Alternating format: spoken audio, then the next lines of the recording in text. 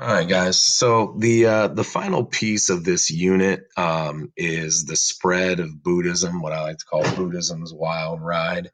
Now, here's the thing with this topic is we have talked about this pretty much throughout the entire presentation and the entire lecture so far.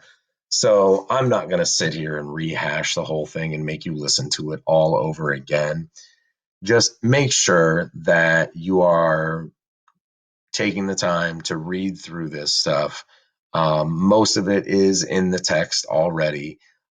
Just make sure that you take away the high points of this. Number one, Buddhism comes into China, and at first it is not popular. It's hated by the Han. It's seen as a foreign, barbaric influence. It challenges Confucius in all sorts of ways, right? Once the Han are gone, the door is open for Buddhism to grow. Under the Tong, they support Buddhism, but mainly because they need its popularity to keep their dynasty in power. Um, Buddhism continues to spread into the rest of Eastern Asia, and the further it spread, the more it syncretizes. Every society that it enters interprets the teachings of Buddhism differently, and so the further it spreads, the more it differentiates and the more it diverges from the original form of Buddhism, right?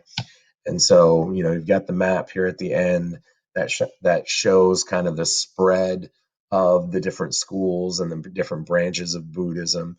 Theravada, Theravada, sorry, is the original form of Buddhism preached by Gautama himself.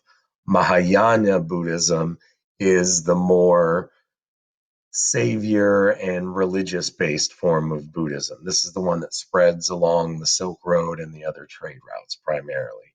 And then make sure that you take a look at this chart, which kind of shows you exactly how many different branches and schools of Buddhism there are, thanks to its diffusion and its syncretism all throughout Asia.